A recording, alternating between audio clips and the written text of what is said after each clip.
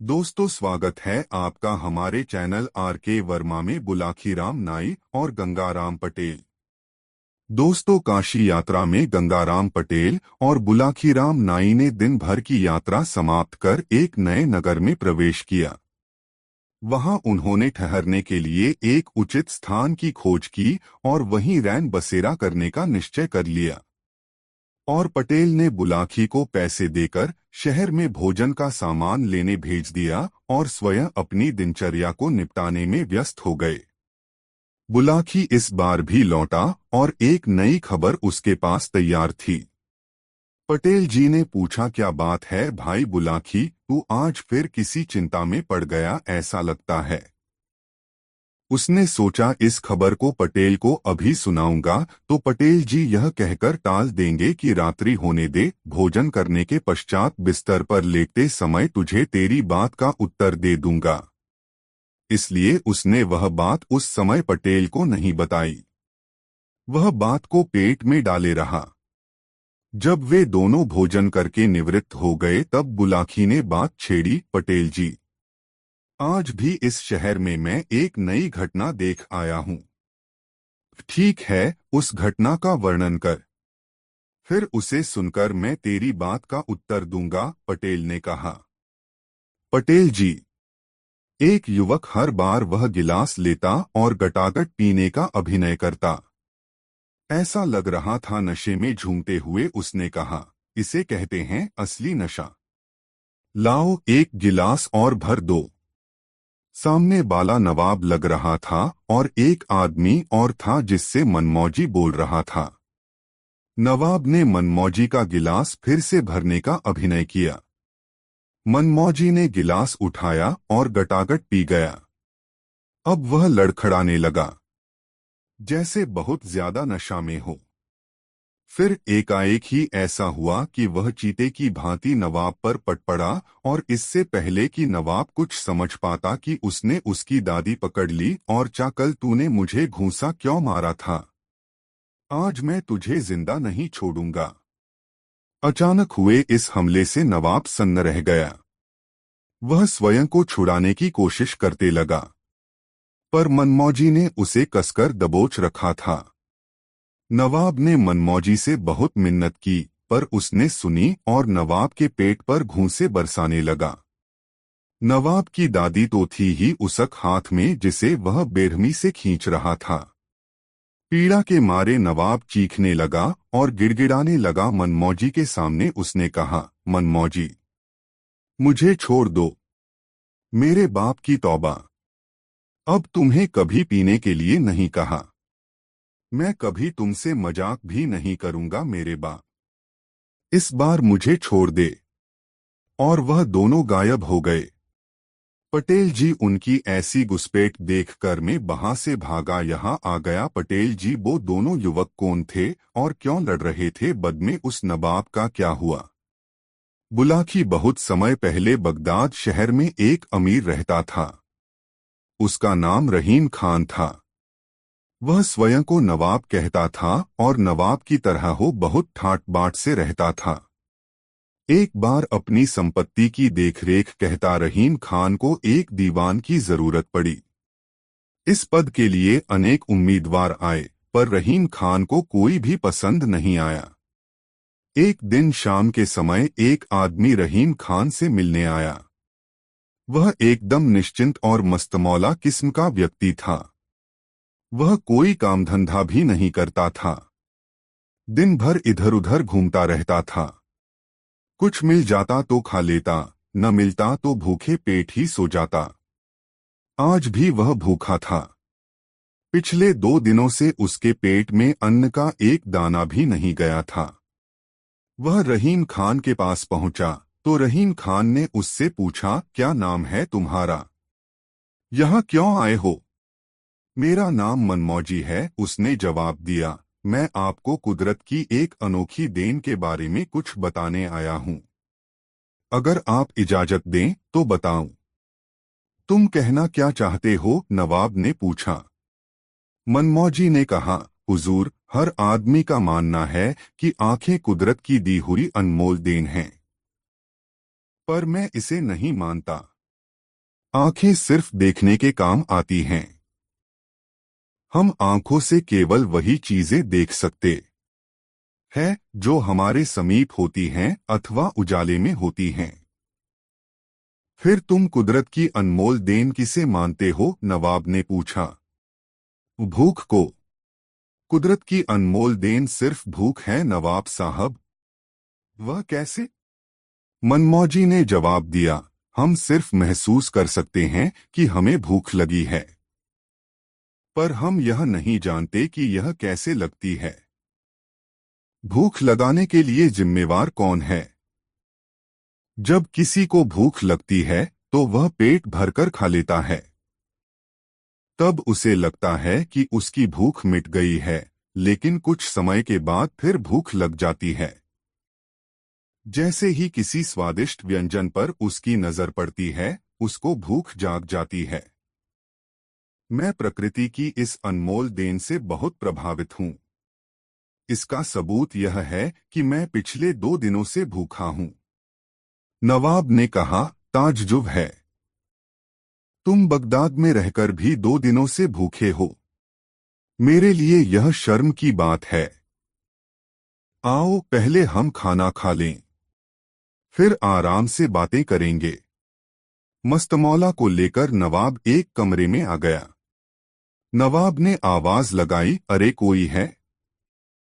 गर्म पानी टी ले आओ। जल्दी से मेहमान के हाथ पैर धुलाओ, फिर खाना लगाने की तैयारी करो। मनमौजी की बहुत खुशी हुई। वह गर्म पानी का इंतजार करने लगा, पर उसे कोई दिखाई नहीं दिया। कुछ समय बाद नवाब ने कहा, ली भाई, नौकर गर्म पानी रख गया है, हाथ मुंह धो लो। इतना कहते हुए नवाब अपनी जगह से उठकर हाथ धोने का अभिनय करने लगा, पर पानी नदारद था। मनमौजी साफ साफ देख रहा था।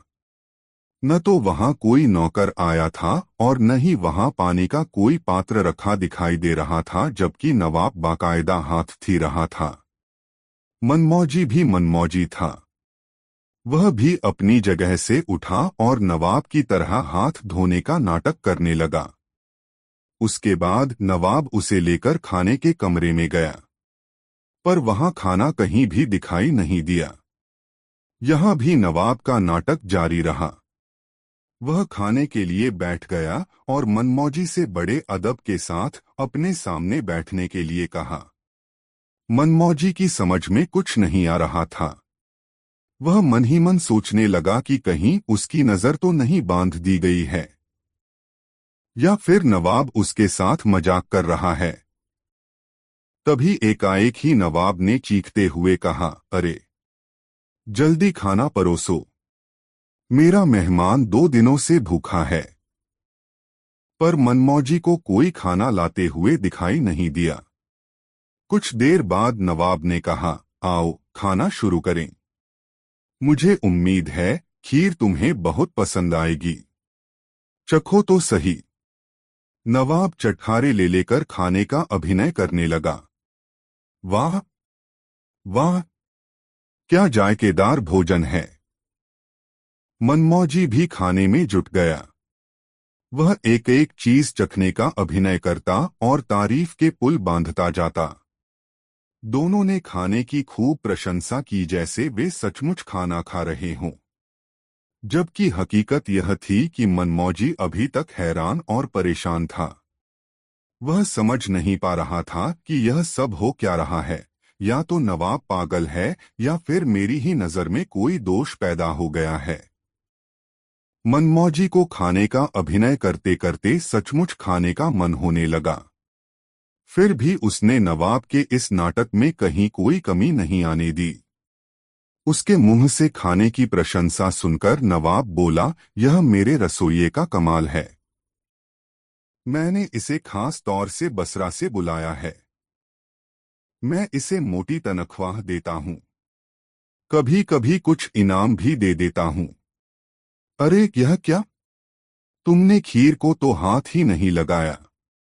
खाओ, जल्दी जल्दी खाओ, बहुत लजीज बनी है।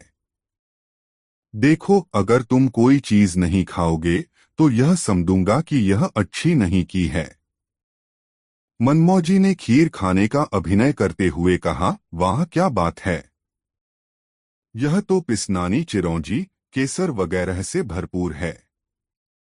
इतनी लजीज खीर तो मैंने अपनी जिंदगी में कभी न। खीर तो सिर्फ तुम्हारा बसरा वाला रसोइया ही बना सकता है। वाह भाई, बाढ़ मागच्चा की भूख और ऐसा मजेदार खाना। वाह, ओफो। बसरा से खास तौर पर मंगाई गई मिठाई तो तुम्हें परोसी ही नहीं गई। अरे सुनते हो, जल्दी से बसरा की मिठाई तो ले आओ। अरे मेरी थाली तो खाली हो चुकी है। लाओ भाई, ताम्र मिठाई मुझे भी देते जाओ। वाह वाह, क्या मिठाई है। मिठाई चखने का अभिनय करते हुए बोध ने मनमौजी की ओर देखते हुए कहा, अरे भाई, तुमने तो मिठाई के टुकड़े टुकड़े कर दिए। यह मिठाई की बेइज्जती करना हुआ। समूची मिठाई मुंह में डालकर खाओ, तब मजा आएगा। अच्छा, मनमौजी ने समूची मिठाई मुंह में डालने का अभिनय किया। फिर मुंड चत्ता चलाकर मिठाई का रस लेने लगा। फिर उसने जी खोलकर बसरा की मिठाई की तारीफ में कसीदा गाया। आखिरकार खाने खिलाने का अभिनय खत्म हुआ। नवाब ने कहा, भाई मनमौजी, मुझे यह जानकर बहुत खुशी हुई कि खाना तुम्हें खूब पसंद आया। मेरी मेहमानवाजी में अगर कोई कसर रह जाती तो मुझे बहुत दुख होता। फिर नवाब मनमौजी को साथ लेकर एक अन्य कमरे में आ पहुंचा और बोला, खाने में तो बहुत मजा आया। कुछ पीना पिलाना हो जाए तो कैसा रहे। मेहमानों के लिए खास माल होता है मेरे यहाँ। आप जैसे रईस की बात ही निराली है, मनमौजी ने कहा, पर हुजूर, मुझे इससे दूर ही रखें तो अच्छा रहेगा। नवाब बोतल खोलकर गिलास में मदिरा डालने का अभिनय करने लगा, पर वास्तव में न वहां मदिरा की कोई बोतल थी और न गिलास ही थे। नवाब ने गिलास मनमौजी की ओर बढ़ाया, पर उसने नम्रतापूर्वक लेने से मना कर दिया। पर नवाब उस पर जोर डालता ही रहा, बस थोड़ी थोड़ी हो जाए। आखिरकार हारकर मनमौजी गिलास लेकर गटागट मदिरा पीने का अभिनय करने लगा। यह क्रम कई बार चला। हर बार वह गिलास लेता और गटागट पीने का अभिनय करता। नशे में झूमते हुए उसने कहा, इसे कहते हैं असली मंदिरा। लाओ एक गिलास और भर दो। नवाब ने मनमौजी का गिलास फिर से भरने का अभिनय किया। मनमौजी ने गिलास उठाया और गटागट पी गया। अब वह लड़खड़ाने लगा, जैसे बहुत ज्यादा शराब पी ली हो। फिर एकाएक ही ऐसा हुआ कि वह चीते की भांति नवाब पर पट पड़ा और इससे पहले कि नवाब कुछ समझ पाता कि उसने उसकी दादी पकड़ ली और चाकल, तूने मुझे घूंसा क्यों मारा था? आज मैं तुझे जिंदा नहीं छोड़ूंगा। अचानक हुए इस हमले से नवाब सन्न रह गया।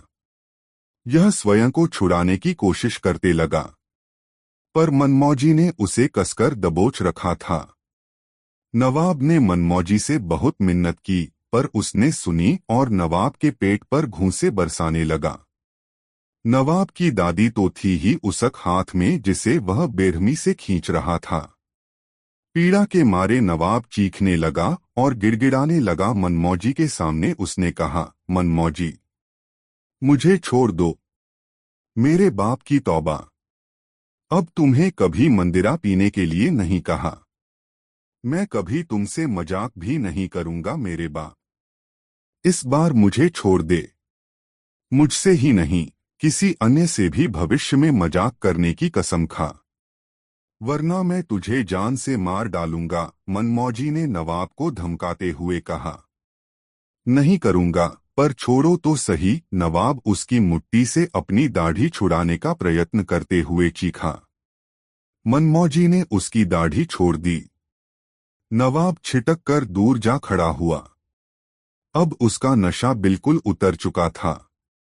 फिर अपने कपड़ों की धूल झाड़ता हुआ नवाब उसके करीब आया और उसे गले लगाते हुए बोला, भाई, तू दीवान की परीक्षा में पास हुआ। इस नौकरी के लिए मेरे पास अनेक लोग आए थे। उन सभी के साथ मैंने भोजन कराने का यही स्वांग रचा था। पर अब तक कोई भी इस नाटक को अधिक समय तक बर्दाश्त न कर सका था। कई लोग मुझे पागल मानकर ही भाग चुके हैं। तुमने शराबी का कितना बढ़िया अभिनय कर दिखाया है। तुमने सिद्ध कर दिया है तुम मेरी गलतियों को हजम नहीं कर सकोगे। मेरी गलतियों पर जरूर उंगली उठाओगे। मुझे जिस तरह के दीवान की तलाश थी वह आज पूरी हुई। मुझे मेरी मर्जी का दीवान मिल गया। झूठ बिल्कुल नहीं मिला है, मनमौजी ने तपाक से जवाब दिया। क्यों? नवाब ने उससे पूछा। इसलिए कि मैं ठहरा एक लापरवाह और मनमौजी आदमी। मैं तुम्हारे यहाँ नौकरी कैसे कर सकता हूँ? मनमौजी ने जवाब दिया। नवाब ने मुस्कुराते हुए कहा, कोई बात नहीं, तुम मेरे यहाँ नौकरी न करो, पर तुम मेरे मेहमान के रूप में तो मेरे साथ रह सकते हो न। मुझे बहुत खुशी होगी। तुम जैसा सच्चा इंसान मुझे भला कहाँ मिलेगा जो निस्वार्थ भाव से सच को सच और झूठ को झूठ कहे। फिर क्षण भर रुककर नवाब ने मनमौजी के कंधे पर हाथ रखते हुए कहा, अरे मैं तो भूल ही गया था। आओ पहले हम लोग खाना तो खा लें। फिर मनमौजी और नवाब ने खुशी खुशी एक साथ बैठकर भोजन किया। उसके बाद मनमौजी नवाब के यहाँ ही रहने लगा। वह उसे नेक सलाहें देता, उसके गलत फैसलों का विरोध करता। ऐसा था मनमौजी। कहानी का समापन करते हुए गंगाराम पटेल ने बुलाकी नाई से कहा, बुलाकी राम, आज तू जिस दृश्य को देखकर आया था वह दृश्य उसी समय का था। अब बता, तेरी जिज्ञासा शांत हुई या नहीं? हो गई पटेल जी, बुलाकी बोला, आप तो जैसे अंतर्यामी हैं। सारी कहानी का खाका मेरी आंखों के सामने ऐसे नाच उठा जैसे यह घटना मेरे सामने ही घटित हुई हो। बस तो फिर अब सो जा। यह कहकर गंगाराम ने आंखें मूंद लीं। कुछ ही देर में बुलाखीराम नाई के भी खर्राटे वहां गूंजने लगे। दोस्तों, वीडियो को एक लाइक जरूर करें और कमेंट में बताएं यह कहानी आपको कैसी लगी। अगले दिन सुबह उठकर वे दोनों अपनी यात्रा पर निकल गए और दिन भर की यात्रा पूरी करके एक नए नगर में प्रवेश किया। गंगाराम पटेल ने बुलाकी नाई को कुछ पैसे देकर सामान लाने बाजार भेज दिया। बुलाकी सामान लेने जा रहा था, उसने देखा एक आदमी हक्का बक्का सा चिल्ला रहा, अरे मेरी मोहरे कहाँ गई? और फिर मर्तबान को उल्टा पलटा हाथ डालकर देखा मगर कोई मोहर न निकली। वो लुटापिटा सा स्तब्ध खड़ा रह गया। उसकी जिंदगी भर की कमाई थी, ऐसा कहने लगा। वह अपना सिरे पीट पीट कर रोने लगा। बोलने लगा, मुझे यकीन हो गया कि साहूकार ने मेरे साथ धोखेबाजों की है। और वो तुरंत साहूकार के पास जाकर उससे मर्तबान में रखी सोने की मोहरों के बारे में पूछा। और थोड़ी ही देर में वहां भीड़ इकट्ठा हो गई। बुलाकी वहां से आश्चर्यचकित हो चल दिया। रात को भोजन पश्चात पटेल जी को सारा हाल सुनाया और बोला, पटेल जी, बाद में उस गरीब के साथ क्या हुआ और वो कौन सी सोने की मोहरे की बात कर रहा था? पटेल जी बोले, बुलाकी, बगदाद में अली ख्वाजा नाम का एक व्यापारी रहता था। उसकी एक छोटी सी दुकान थी। इस दुकान से जो कमाई होती अली उसी से अपना गुजारा करता था। वह बड़ा धार्मिक प्रवृत्ति और संतोषी किस्म का व्यक्ति था। अली की एक इच्छा थी कि जीवन में एक बार वह हज यात्रा करे। एक रात अली ने सपना देखा। सपने में एक फकीर ने उससे कहा, अली, तू बहुत धन कमा चुका, अब मक्का शरीफ जाकर हज कर आ। अली ने इसे अल्लाह का हुक्म समझा और दूसरे दिन ही हज यात्रा पर जाने का निर्णय कर अपनी दुकान का सारा माल बेच दिया। यात्रा आदि का खर्च निकाल लेने के बाद अली के पास सोने की 1000 मोहरें बचीं। हज यात्रा में इतनी मोहरें साथ ले जाना खतरे से खाली नहीं था। उसने सोचा कि क्या करूं, यदि इन मोहरों को घर में रखकर जाता हूं तो चोरी हो जाने का डर है। आखिरकार उसे एक उपाय सूझा। उसने सोने की सारी मोहरें पीतल के एक मर्तबान में भर दीं। फिर उसके ऊपर अखरोट भरकर मर्तबान का ढक्कन अच्छी तरह बंद कर दिया। अली के घर के पास ही उसका एक मित्र रहता था जो साहूकारी का धंधा करता था। उसकी ईमानदारी के भी काफी चर्चे थे। अली ने अपना मर्तबान उसके पास ही रख जाना मुनासिब समझा। वह अखरोट का मर्तबान लेकर साहूकार मित्र के घर जा पहुंचा। उसने कहा, दोस्त, मैं हज यात्रा पर मक्का शरीफ जा रहा हूं। वहां से लौटने में मुझे कुछ वक्त तो लगेगा ही। मेरे पास अखरोट से भरा एक मर्तबान है। इसे मैं तुम्हारे पास छोड़कर जा रहा हूं। इसे संभाल कर रखना। जब मैं वापस आऊंगा तब इसे ले जाऊंगा। अरे भाई अली, इसे अपना ही घर समझो और यह लो चाबी। साहूकार ने अली को अपने गोदाम की चाबी देते हुए कहा, तुम खुद ही गोदाम में जाकर अपने हाथों जहां चाहो वहां अपना मर्तबान रख आओ और निश्चिंत होकर हज यात्रा पर जाओ। अल्लाह ताला से हमारे लिए भी दुआ करना। यह सुनकर अली बेहद खुश हुआ। उसने साहूकार से चाबी ली और मर्तबान स्वयं अपने हाथों गोदाम में रखाया। फिर वह बाजार गया और एक ऊंट किराए पर लेकर हज करने निकल पड़ा। इस प्रकार अली को गए 7 वर्ष बीत गए। इस बीच वह मक्का, मदीना, मिस्र, दमिश्क, यरूशलेम आदि विभिन्न तीर्थों की यात्रा करता रहा और अब तो वह वापस अपने मुल्क की ओर आ रहा था। उधर एक दिन साहूकार को अचानक कुछ अखरोटों को जरूरत पड़ गई। रात का समय था। उस समय भला अखरोट कहाँ मिलते। मगर अचानक उसे अपने गोदाम में रखे अली के अखरोटों के मर्तबान की याद आई। उसने सोचा, क्यों न उसी मर्तबान में से कुछ अखरोट ले लिए जाएं। साहूकार अखरोट लेने के लिए गोदाम में गया। उसने अली का मर्तबान खोला तो देखा कि अखरोट सड़ गए हैं। इसलिए उसने मर्तबान उलट दिया। तब अखरोट के साथ साथ मर्तबान में रखी सोने की मोहरें भी निकलकर प्याले में गिर पड़ी। ये नजारा देखकर साहूकार की आंखें फट पड़ी। 166 1000 सोने की मोहरें एक बड़ी रकम थी। उन्हें देखकर साहूकार की नीयत बिगड़ गई। उसने सोचा, अली को हज यात्रा पर गए 7 साल हो चुके हैं, मगर वह अब तक लौटकर नहीं आया। हो सकता है वह मर ही गया हो। मगर यदि जिंदा भी हुआ तो भी क्या हुआ, वह मेरे पास अखरोटों से भरा मर्तबान रख गया था और वापस आने पर मैं उसे अखरोट से भरा मर्तबान वापस कर दूंगा। और फिर उसने स्वयं ही तो कहा था कि मैं अखरोटों का मर्तबान रखकर जा रहा हूं। हो सकता है स्वयं उसे भी इन मोहरों का पता न हो भी तो मैं क्या करूं, अब तो यह मोहरें मैं उसे लौटाने वाला नहीं। यही सोचकर साहूकार ने अपने घर में एक गड्ढा खोदा और सारी मोहरें उसमें गाड़ दो। तत्पश्चात उसने बाजार से नए अखरोट लाकर मर्तबान में पुराने अखरोट के ऊपर भर दिए तथा पहले की तरह ही मर्तबान का ढक्कन बंद करके उसे गोदाम में उसी जगह रख दिया जहां अली अपने हाथों से मर्तबान रख गया था। इस घटना को बीते अभी 1 हफ्ता भी नहीं गुजरा था कि अली हज यात्रा पूरी कर वापस अपने शहर आ पहुंचा। आते ही सबसे पहले उसने अपने घर व दुकान की साफ सफाई की। इसके बाद वह साहूकार से मिलने उसके घर गया। उसे देखते ही साहूकार का माथा ठनक गया। उसके वापस आने की उसे जरा भी खुशी नहीं हुई थी, मगर ऊपरी तौर पर उसने बड़ी गर्मजोशी से उसका स्वागत किया और हालचाल पूछा।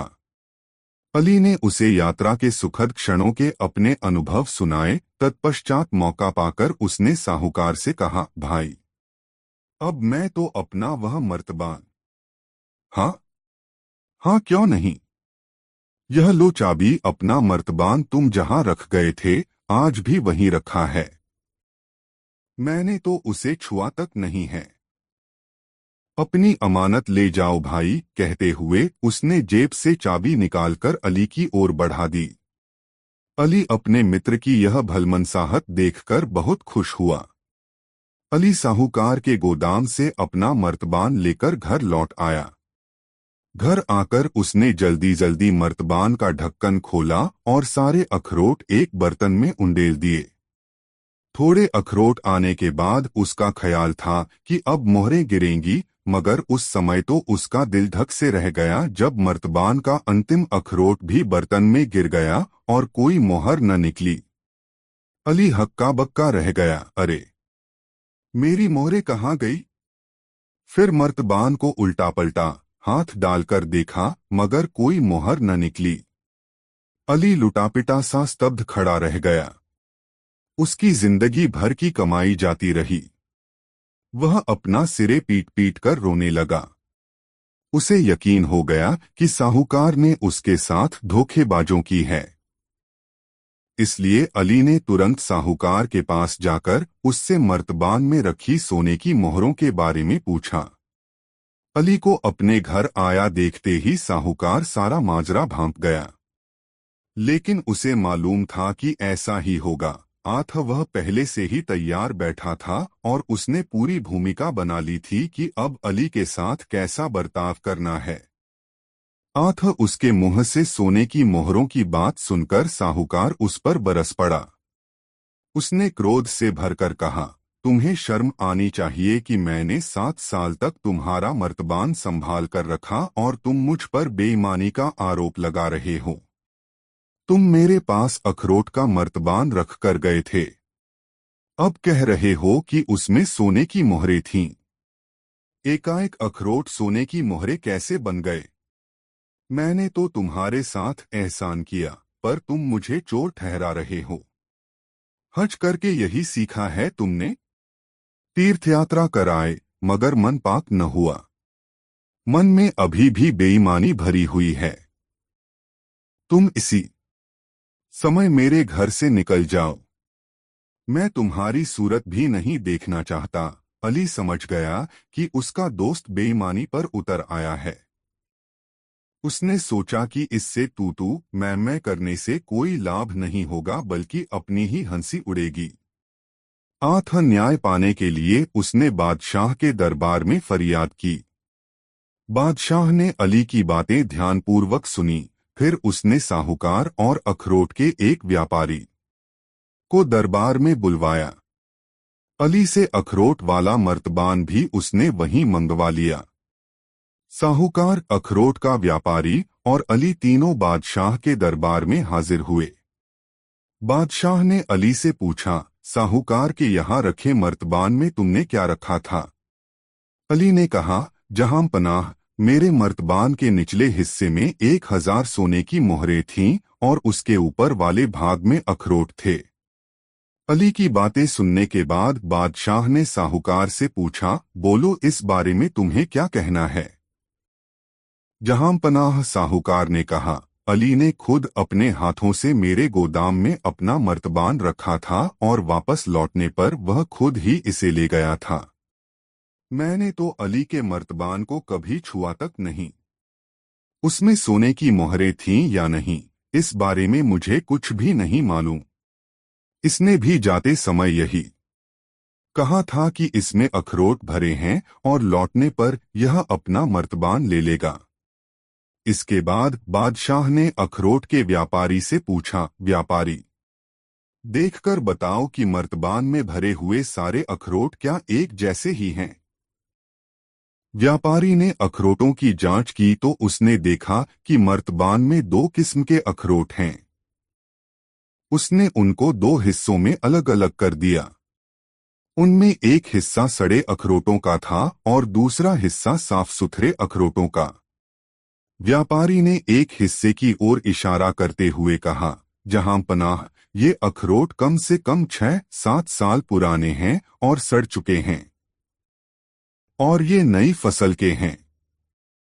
बादशाह ने साहूकार से पूछा, अली को तुम्हारे यहाँ अखरोट का मर्तबान रखे कितने साल हो गए? साहूकार ने कहा, 7 साल जहांपना। तुम्हारा कहना है कि तुमने इस मर्तबान को खोला नहीं है।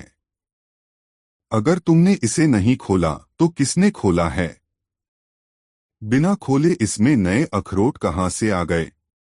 तुम्हारे पास कोई सिर्फ अखरोट से भरा मर्तबान क्यों रखेगा भला? तुम झूठे और बेईमान हो। साहूकार की बोलती बंद हो गई। उसने अपना अपराध कबूल कर लिया। बादशाह ने अली को साहूकार से 1000 सोने की मोहरें वापस दिलवा दी। तत्पश्चात बादशाह ने साहूकार की सारी संपत्ति जब्त करके उसे देश निकाला दे दिया। कहानी का समापन करते हुए गंगाराम पटेल ने बुलाकी नाई से कहा, बुलाकी राम, आज तू जिस दृश्य को देखकर आया था वह दृश्य उसी समय का था। अब बता, तेरी जिज्ञासा शांत हुई या नहीं? हो गई पटेल जी, बुलाकी बोला, आप तो जैसे अंतर्यामी हैं। सारी कहानी का खाका मेरी आंखों के सामने ऐसे नाच उठा जैसे यह घटना मेरे सामने ही घटित हुई हो। बस तो फिर अब सो जा। यह कहकर गंगाराम ने आंखें मूंद लीं। कुछ ही देर में बुलाखीराम नाई के भी खर्राटे वहां गूंजने लगे। दोस्तों, कहानी कैसी लगी कमेंट में जरूर बताएं और वीडियो को एक लाइक जरूर करें। दस्तों, यात्रा में गंगाराम पटेल और बुलाखीराम नाई ने दिन भर की यात्रा समाप्त कर एक नए नगर में प्रवेश किया। हमेशा की तरह बुलाखी बाजार सामान लेने गया और इस बार फिर एक अनोखा दृश्य देख आया। लौट कर आया तो सोचा अभी पूछा तो पटेल जी रात की कहकर टाल देंगे। बुलाखी उस समय चुप रहा। रात को जब दोनों भोजन से निवृत्त हो गए तब बुलाखी बोला, पटेल जी, आज मैंने बाजार में एक नया रहस्यमय दृश्य देखा। पटेल जी, एक फकीर ने बोल रहा था, अगर इतना सारा धन पाने पर भी तुम्हारा मन न भरा हो तो तुम यह डिबिया भी ले जा सकते हो। इसमें एक जादुई अंजन है। इसे बाईं आंख में लगाने से जमीन के अंदर छिपी सारी दौलत दिखाई देती है, मगर इसे दाहिनी आंख में लगाने पर दोनों आंखों की रोशनी चली जाती है और लगाने वाला अंधा हो जाता है। तो उस युवक सोचा कि शायद वह मुझे डराने के लिए अंधे होने की बात कह रहा है। उसे देखकर लग रहा था वो हर हाल में उस अंजन को आजमा कर देखना चाहता था। उसने फकीर से कहा, बाबा, क्या आप मुझे इस जादुई अंजन का चमत्कार देखने का मौका नहीं देंगे? क्यों नहीं, कहते हुए फकीर ने डिबिया से अंजन निकालकर उसकी बाईं आंख में लगा दिया। बूढ़े फकीर ने ठीक ही कहा था। पलक झपकते ही उसे ऐसा लगा चमत्कार हुआ और उसे पहाड़ों के अंदर छिपे खजाने दिखाई देने लगे। उसकी खुशी का ठिकाना न रहा। इसके बाद उस फकीर से उसने अपनी दाईं आंख में भी अंजन लगाने के लिए कहा। फकीर ने फिर उसे चेतावनी दी, देखो, अगर तुम्हारी दाईं आंख में मैंने यह अंजन लगा दिया तो तुम बिल्कुल अंधे हो जाओगे। अब बेकार की जिद मत करना। लेकिन उसने फकीर की बातों पर ध्यान नहीं दिया। उसे लगा कि इस बात में ही वह भेद है जो फकीर मुझसे छिपा रहा है। यह तो बिल्कुल बेवकूफाना बात है कि कोई किसी एक आंख में अंजन लगाए और उसकी दूसरी आंख की रोशनी भी चली जाए। मैंने फकीर से कहा, बाबा, आप झूठ बोल रहे हैं। इस डिब्बी के रहस्य को छिपा रहे हैं मुझसे। फिर फकीर ने कहा, अरे भाई, मैं कभी झूठ नहीं बोलता। मैं तो फकीर हूं। झूठ बोलने से मुझे क्या मिलेगा? अगर मैं जरा भी स्वार्थी होता तो क्या मैं अपने हिस्से के 40 ऊंट तुम्हें देता? मैं तो तुम्हारे भले के लिए ही कह रहा हूं। देखो, लालच इंसान को ले डूबता है। व्यक्ति की तृष्णा कभी नहीं मरती। मेरी बात मानो और वापस चले जाओ। पटेल जी, उनकी इतनी बात सुनकर मैं वहां से आ गया। आगे क्या उस युवक ने खजाना निकाला या वो अंधा हो गया? पटेल जी, क्या हुआ उसका मुझे बताइए। बुलाकी यहाँ से 18 कोस दूर बगदाद शहर में एक अंधा भिखारी रहता था। वह सड़क के किनारे बैठा आने जाने वालों से भीख मांगा करता था और दान देने वाले से प्रार्थना करता था कि वह उसके गाल पर एक तमाचा भी मारे। अधिकांश लोग उसे पागल समझकर आगे बढ़ जाते थे। आज तक किसी ने भी यह जानने की कोशिश नहीं की कि वह ऐसा क्यों करता है। आखिर थप्पड़ खाने का राज क्या है? एक दिन एक दयालु आदमी उसकी पुकार सुनकर उसके पास गया और उसकी हथेली पर सोने की एक मुहर रख दी। अंधा भिखारी बोला, हे दानी, खुदा तुम्हारा भला करेगा। अब आप जरा मेरे गाल पर एक तमाचा भी मार दो। यह सुनकर उस दयालु आदमी को बहुत अचरज हुआ। यह आदमी था बगदाद का बादशाह हारून रशीद। वह व्यापारी के रूप में भेष बदलकर अपनी प्रजा का हालचाल जानने के लिए निकला था। बादशाह अक्सर ऐसा करता था। वह किसी भी व्यक्ति का रूप बदलकर खामोशी से महल से निकलता और प्रजा का हाल जानने की कोशिश करता। इस प्रकार वह अपने आप को प्रजा के काफी करीब महसूस करता था और प्रजा में भी इसी कारण सुख शांति थी। बादशाह इस प्रकार बिना किसी के कुछ बताए ही प्रजा का दुख समझकर उन्हें दूर करता रहता था। बादशाह को न चाहते हुए भी अंधे भिखारी के आग्रह पर उसके गाल पर एक तमाचा लगाना पड़ा। उस दिन तो बादशाह ने वैसे ही किया जैसा भिखारी चाहता था, मगर दूसरे दिन उसने अंधे भिखारी को अपने दरबार में बुलवाया और बताया, बाबा, मैं ही वह व्यापारी हूँ जिसने कल आपको सोने की एक मुहर दी थी और आपके गाल पर तमाचा मारा था। अब आप मुझे यह बताइए कि भौंक देने वाले से आप अपने गाल पर तमाचा मारने के लिए क्यों कहते हैं? बिना झिझक साफ साफ बताइए। मैं कोशिश करूंगा कि आपकी परेशानी दूर कर सकूं। यह सुनकर अंधे भिखारी की आंखें भर आईं। उसके चेहरे पर पीड़ा और पश्चाताप के भाव उभर आए। वह पुराने दिनों की याद में खो गया। बादशाह ने उसे फिर दिलासा दिया और हमदर्दी जताई तो बड़े ही दुखी स्वर में वह अपनी दर्दभरी दास्तान सुनाने लगा। जहां पनाह, काफी समय पहले की बात है। मैं इस शहर का एक बड़ा व्यापारी था। मेरे पास मेरे पिता से मिली अकूत संपत्ति थी। अपनी मेहनत और बुद्धिमानी से मैंने उस संपत्ति में खूब इजाफा किया। मेरे पास 80 ऊंट थे। एक बार मैं अपने ऊंटों पर माल लादकर बसरा गया। बसरा में सारा माल बेचकर मैं बगदाद लौट रहा था कि रास्ते में मुझे एक फकीर मिला। उसने मुझसे कहा, यहाँ से कुछ दूर पहाड़ी में एक गुफा है। उस गुफा में बहुत बड़ा खजाना छिपा हुआ है। उसमें इतनी संपत्ति है कि वह 800 ऊंटों पर ढोने पर भी खत्म नहीं होगी। उसमें हीरे मोती, जवाहरात, नीलम, पन्ना और सोने की बेहिसाब मोहरें भरी पड़ी हैं। मैंने फकीर से पूछा कि वह मुझसे क्या चाहता है। तब उस फकीर ने कहा, यदि तुम मुझे 40 ऊंट दो तो मैं तुम्हें उस खजाने तक से जा सकता हूँ। 40 ऊंटों पर तुम अपने लिए खजाना लाद लेना और 40 ऊंटों पर मैं अपने लिए खजाना लाद लूंगा। 40 ऊंटों पर तुम इतना खजाना लाद सकते हो जितना तुमने जीवन में आज तक न देखा होगा। फकीर की बात सुनकर मैं अपने आप को रोक न सका और फकीर को 40 ऊंट देने का वादा कर लिया। हम 80 ऊंट लेकर पहाड़ के पास पहुंचे।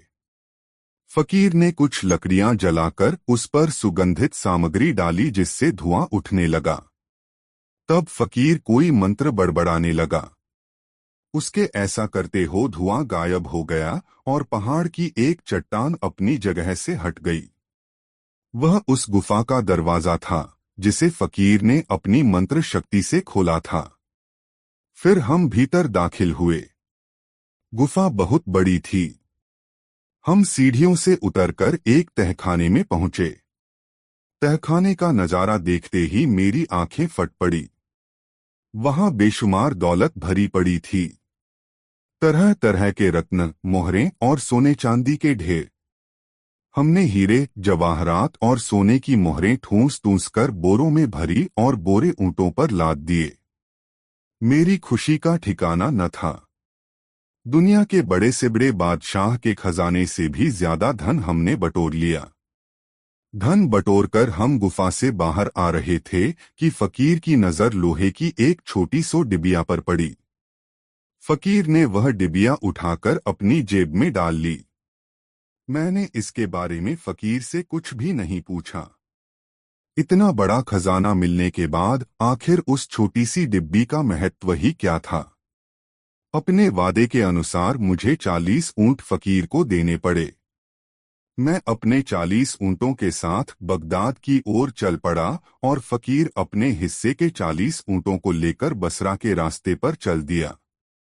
अभी हम कुछ ही दूर गए थे कि मेरे मन में एक ख्याल आया। मैंने सोचा, इस फकीर ने मेरे साथ धोखा किया है। इसने मेरे 40 ऊंट मुझसे हड़प लिए। हालांकि उन ऊंटों के बदले मुझे बहुत अधिक धन मिला था, पर फकीर के पास तो इसके पहले कुछ भी नहीं था, जबकि मेरे पास अपने 80 ऊंट तो थे। अब जितना धन मेरे पास है उतना ही फकीर के पास, मगर पहले उसके पास 40 ऊंट नहीं थे। इस प्रकार उसे 40 ऊंटों का लाभ हुआ और चूंकि मेरे पास 80 ऊंट जो कि अब 40 रह गए हैं, इस प्रकार मुझे 40 ऊंटों का घाटा हुआ। यह साझेदारी तो बराबर की न हुई। किसी प्रकार इस घाटे को पूरा किया जाए। इस प्रकार मेरे मन में द्वेष और लालच की भावना घर कर गई। मैं दौड़ता हुआ फकीर के पास पहुंचा और उसे रोककर कहा, बाबा, आप तो खुदा के बंदे हैं। इतने सारे ऊंटों की देखभाल करने में आपके मन की शांति भंग हो जाएगी। इसलिए आप इनमें से 10 ऊंट मुझे दे दें। मेरा तो ख्याल था कि यह सुनकर फकीर भड़क उठेगा, मगर ऐसा कुछ भी नहीं हुआ। मेरी बात सुनकर फकीर मुस्करा उठा और मुस्कराते हुए उसने 10 ऊंट मुझे दे दिए। अब मेरे पास 50 ऊंट हो गए और फकीर के पास 30 ऊंट रह गए। फकीर का इस प्रकार मुस्कराकर मुझे 10 ऊंट दे देना मुझे अखर गया। मैंने सोचा कि जरूर इसमें कोई रहस्य है। मगर रहस्य क्या होगा? मैं अपने आप से ही तर्क वितर्क करता जा रहा था। वो फकीर आदमी है, उसे भला धन की जरूरत ही क्या है? गलती तो मैंने की है। मुझे उससे 20 ऊंट मांगने चाहिए थे। मैं फिर पलटकर फकीर के पास पहुंचा। मैंने कहा, बाबा, माफ कीजिए। मैंने सोचा कि आप अकेले जीव हैं। फिर आपको इतने सारे धन की क्या जरूरत है? इतनी सारी दौलत के जंजाल में फंसकर तो आप खुदा की इबादत करना भी भूल जाएंगे। आप मुझे 10 ऊंट और दे दें तो आपका कुछ झंझट तो कम हो। इस बार भी फकीर ने कोई हिलहुज्जत नहीं की और बोला, तुम ठीक कहते हो भाई। दौलत चीज ही ऐसी है, इंसान को इंसान नहीं रहने देती, उसकी बुद्धि हर लेती है। तुम खुशी से 10 ऊंट और ले लो। अब मेरे पास 60 ऊंट हो गए और फकीर के पास 20 ऊंट रह गए। हालांकि मुझे 60 ऊंटों पर लदा धन मिल चुका था, फिर भी मुझे संतोष न हुआ। मेरा लालच बढ़ता ही जा रहा था। मैंने फकीर से 10 ऊंट और हथिया लेने की सोची। मैं एक बार फिर दौड़ता हुआ फकीर के पास पहुंचा और बोला, बाबा, आपकी त्याग भावना देखकर मेरा मन श्रद्धा से भर उठा है। मैंने सोचा कि आप जैसे खुदा के बंदे को संसार के मायाजाल से दूर ही रहना चाहिए। आप यदि मुझे 10 ऊंट और दे दें तो आपकी इतनी माया और कम हो जाएगी। मेरा क्या है, मैं तो संसारी आदमी हूं और मोहमाया में लिप्त हूं। आप क्यों इसका मोह पालते हैं? ठीक है, तुम 10 ऊंट और ले लो। फकीर ने हंसते हंसते अपने 10 ऊंट मुझे और दे दिए। अब मेरे पास कुल 70 ऊंट हो गए थे और फकीर के पास केवल 10 ऊंट ही बचे थे। इतने पर भी मेरा लालच न मरा और उसने एक बार मुझे फिर उकसाया, फकीर के पास 10 ऊंट रहें या न रहें, क्या फर्क पड़ता है। इसी तरह की चिकनी चुपड़ी बातें करके मुझे बाकी 10 ऊंट भी हथिया लेने चाहिए। चाहे कुछ भी हो, जब तक मैं वह 10 ऊंट और न हथिया लूंगा, मुझे चैन नहीं मिलेगा। यह सोचता हुआ मैं फिर फकीर के पास पहुंचा। मैं उससे कुछ कहता, इससे पहले ही वह मुस्कुराते हुए बोला, भाई, बाकी के 10 ऊंटों को भी तुम ले जाओ। मैं इस जंजाल से एकदम मुक्त हो जाना चाहता हूं। मुझ फकीर को तो धन दौलत से दूर ही रहना चाहिए। मेरा ख्याल है तुम भी मुझे यही सलाह देने आए हो। हाँ हाँ मेरे बुजुर्गवार, हाँ, मैं सचमुच आपको यही राय देने आया हूं। आप सचमुच अल्लाह के नेक बंदे और पहुंचे हुए फकीर हैं। सबके मन का हाल जानते हैं। उसकी बात सुनकर मेरो खुशी का ठिकाना नहीं रहा। मैंने उसके बाकी 10 ऊंट भी अपने कब्जे में कर लिए। मैं फिर रसे अपने 80 ऊंटों का मालिक बन गया। मैंने फकीर को तहे दिल से खूब धन्यवाद दिया और वहां से रवाना हो गया। तभी मेरे मन में शक का कीड़ा और कुलबुलाया। मैं ऊंटों के चक्कर में लोहे की उस छोटी सी डिबिया को बिल्कुल ही भूल गया था। मगर अब जैसे ही मेरी वो समस्या दूर हुई, वैसे ही वह डिब्बी मेरे जहन में कौंधने लगी। आखिर क्या होगा उस डिब्बी में? मैंने सोचा कि उस डिबिया में धन से भी ज्यादा कोई कीमती वस्तु होगी। इसीलिए फकीर ने मुझे उसके बारे में कुछ नहीं बताया और मेरा ध्यान उस तरफ न जाए तथा यह धन पाकर ही मैं संतोष कर लूं। शायद इसीलिए फकीर ने खुशी खुशी मुझे अपने सारे ऊंट दे दिए हैं। अब तो मैं उस डिब्बी की हकीकत जानने तथा उसे हथियाने को बेचैन हो गया। मैं फौरन फकीर के पास जा पहुंचा और उससे डिबिया के रहस्य के बारे में बताने के लिए प्रार्थना की। फकीर ने कहा, अगर इतना सारा धन पाने पर भी तुम्हारा मन न भरा हो तो तुम यह डिबिया भी ले जा सकते हो। इसमें एक जादुई अंजन है। इसे बाईं आंख में लगाने से जमीन के अंदर छिपी सारी दौलत दिखाई देती है। मगर इसे दाहिनी आंख में लगाने पर दोनों आंखों की रोशनी चली जाती है और लगाने वाला अंधा हो जाता है। मैंने सोचा कि शायद वह मुझे डराने के लिए अंधे होने की बात कह रहा है। मैं हर हाल में उस अंजन को आजमा कर देखना चाहता था। मैंने फकीर से कहा, बाबा, क्या आप मुझे इस जादुई अंजन का चमत्कार देखने का मौका नहीं देंगे? क्यों नहीं, कहते हुए फकीर ने डिबिया से अंजन निकालकर मेरी बाईं आंख में लगा दिया। बूढ़े फकीर ने ठीक ही कहा था। पलक झपकते ही चमत्कार हुआ और मुझे पहाड़ों के अंदर छिपे खजाने दिखाई देने लगे। मेरी खुशी का ठिकाना न रहा। इसके बाद मैंने फकीर से अपनी दाईं आंख में भी अंजन लगाने के लिए कहा। फकीर ने मुझे चेतावनी दी, देखो, अगर तुम्हारी दाईं आंख में मैंने यह अंजन लगा दिया तो तुम बिल्कुल अंधे हो जाओगे। अब बेकार की जिद मत करना। लेकिन मैंने फकीर की बातों पर ध्यान नहीं दिया।